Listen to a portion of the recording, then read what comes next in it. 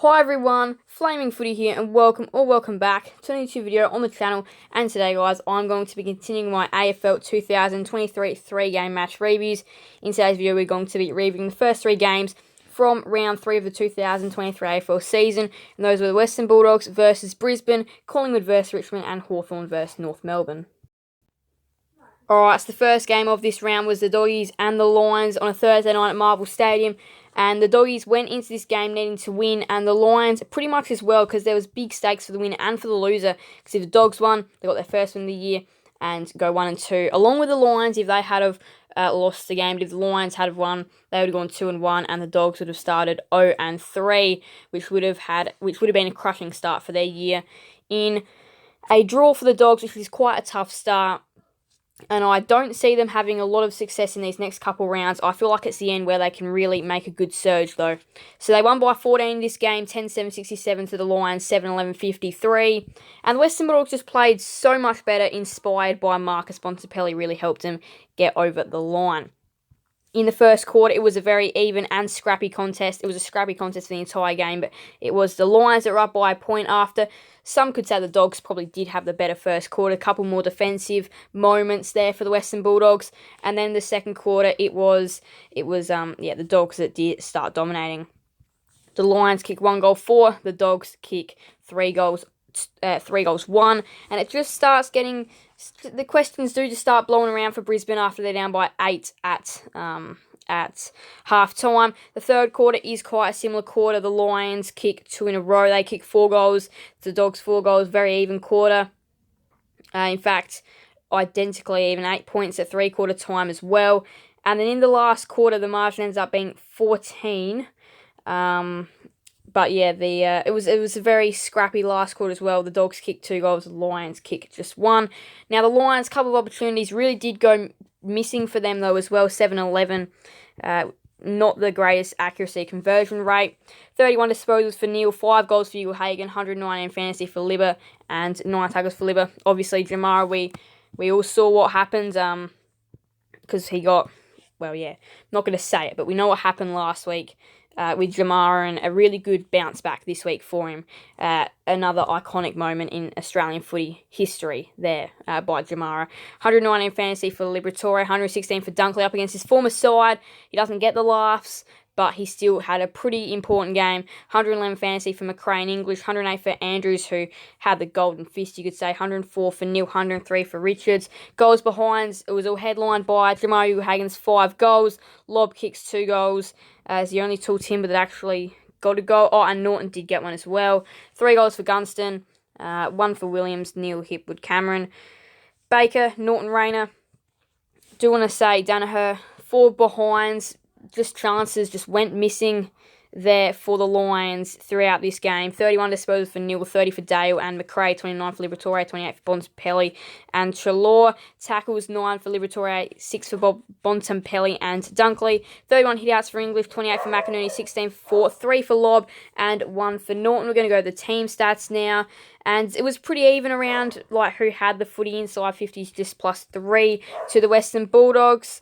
Hit outs 35, 44 in favour of the Lions. Clearances. This is the area where the Dogs struggled in the past couple of weeks. They got that area right. 12-4 out of the centre. With a midfield of the Lions which is stacked, that is a big number. 12-4, that is a big win there for the Western Bulldogs. And if they want to actually play how they should be playing, that's the number that they need to really have well, which is exactly what they did. They had that number going their way, and I reckon the Western Bulldogs midfield, which we've seen a lot, we know it, I feel like that could be back. It was a scrappy Friday night contest between the Pies and the Tigers at the MCG, including rain falling heavily before and during this match. The Pies won by 14 in the end, 8-15-63 to 7-7-49. Collingwood were definitely disappointing though with their accuracy rate again, and Richmond, again, just like this game versus Carlton a couple of weeks back, just had another little bit of a doozy game. And at times, throughout all 3 games so far this year for the Tigers, they've had some really disappointing quarters. And, yeah, they really did almost kick themselves away and lock themselves away with the first half they had. The Pies kicked 6 behinds in the first quarter. They should have been up by like 8 goals at halftime, really, because the Tigers, they go goalless in the second quarter. The Pies kick 4 more behinds, just 1 goal. The Tigers start making a comeback in the third quarter, but the Pies this time show their class and actually kick straight, even though they still add on 5 more behinds. They kick a goal in the last quarter, despite the Tigers wanting to come back, just fall short by 14 points in the end. Jordan De Goey had 35 disposals, big game for him. 2 goals for Elliott and Revolt. 120 fantasy for De Goey and Nankervis. 7 tackles for Nankervis and Pressia and Mychek and McCreary. So, yeah, plenty of players getting in with the tackles. 120 fantasy for De Goey, Nankervis, as we know. 111 for Taranto, who's been really good in his Richmond outing so far. 110 for Baker, 103 for Mitchell, 100 for Nick Dacos. Who still had a very influential game. 2 goals for Elliott Revolt. Everybody else just the 1. Johnson and Lynch both kicking 1 goal, 3. De Goey kicking 3 behinds. You can see a couple of inaccuracy players there for the Pies. 35 disposals for De Goey, 33 for Dacos, 32 for Baker, 30 for Mitchell, 29 for Taranto, 28 for Josh Dacos. Tackles, 7 for McCreary, Mychek, Preston and Curvis, 6 for Taranto. 39 disposals for 39 hitouts for Nankervis, 24 for Cameron, 9 for Ryan, 4 for McStay, 3 for Johnson. Now I'll go to the team stats. And 59 of 40 inside 50s. That almost does say itself. Plus 19 for Collingwood. They did have a little over 40 disposals more than the Tigers as well, using handball quite a lot. And if they can chain their way back into the middle, that's where Collingwood is so dangerous. Richmond did win the stoppage clearances. However, the Pies won the centre clearances 11-7. The Tigers won the hitouts. Let's go to nothing else looking that interesting. The Pies did lead for most of the game, and in the end, deserving winners. They really did make themselves earn it in that sense, but they did get there in the end. The Hawks get their first win of the season, beating North Melbourne by 19 points. Is this North Melbourne fairy tale already over before it really began, or is this just a one-off failure for the Kangaroos, who were disappointing in this game at times? They really did let the Hawks get ahead. We do know it is at Utah Stadium. They are decently good down there, Hawthorn at Utah's. And I reckon this does leave them. They do play a couple of vulnerable teams down at Utah's this year. I feel like they could probably potentially nearly get a clean sweep, maybe. I don't think they will get a clean sweep of wins at Utah's, but I feel like they could definitely win a couple games there this year, this one being one of them. They do host the Crows there next, and I feel like they could definitely win that game. So, Hawthorn, they were good in this game. In the first quarter, they got out to a bit of a lead, showing a bit more class. In the second quarter is really where their party tricks came out. They looked good. They at least just got through the Kangaroos' defence, and the Kangaroos just did not look great at all. And going inside 50, missing a couple of just a few little opportunities. The Hawks just looked way better than them. They just went inside 50 way more, and the Hawks did miss a couple of their little opportunities as well, but had a nice lead at half time. In the third quarter, North Melbourne do peg it back. It is their quarter, and they do nearly come and steal it from them in the last quarter. But the Hawks, what I liked about them personally today was just their composure. When North were getting close, I just loved how they managed to just keep going, keep playing the game, not just go, oh, they're close, it's time to shut down. They kept playing the game, and a couple of their younger players, just a couple of their players really just was stood up, and one of them being like Luke Bruce, Dylan Moore, just a couple of their older, experienced players that have been around this club for a couple of years, actually linking home a couple of really big, late, important goals. Will Day, second week in a row, had a breakout game, 29 disposals. 3 goals for Tyler Brockman. He made his name, he got his name printed. Everybody knows about him now after this great performance. 132 fantasy for Sicily and more. 9 tackles for the youngster in last year's draft, being Cam McKenzie. These stats are not going to load. Alright, there we go. Player stats. 132 fantasy for Moore Sicily, 128 for Day, 115 for Hardwick, 109 for Sheasel, 104 for Scrimshaw and Newcomb.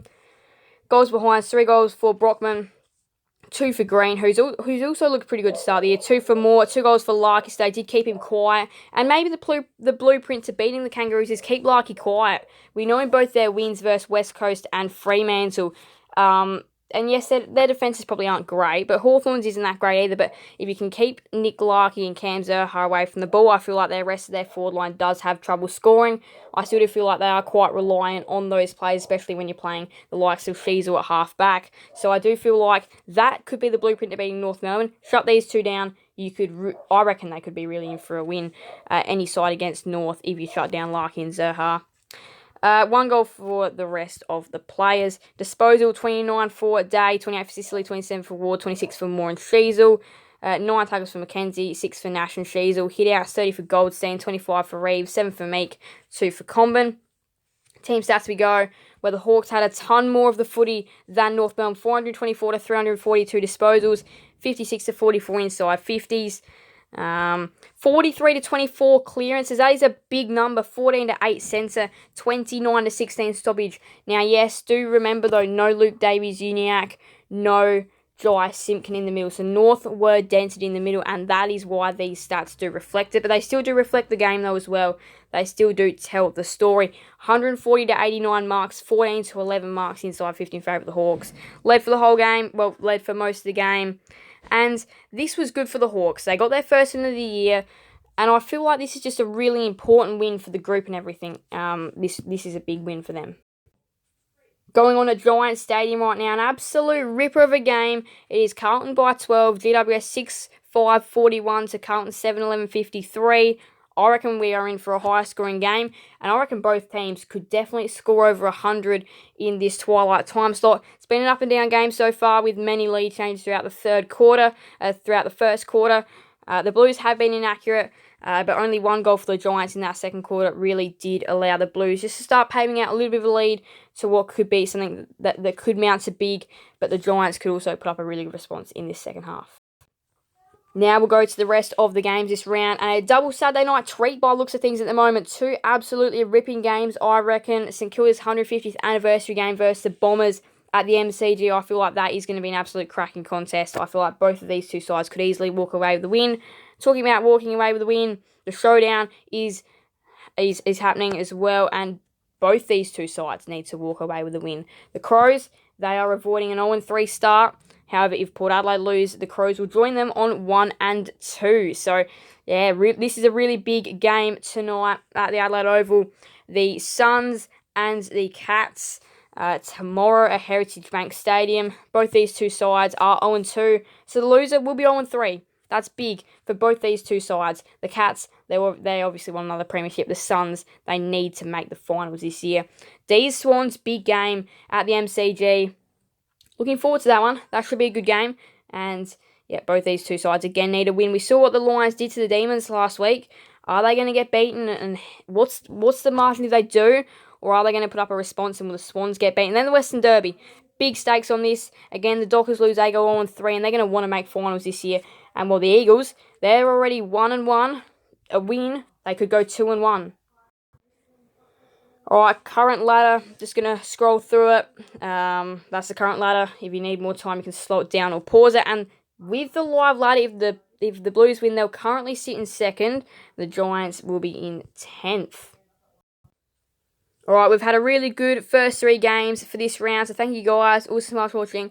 Make sure to leave a like and subscribe and hit that notification bell. So then you guys can never miss another video on the channel. Thank you guys all so much. And subscribe everyone. Flame Footy out.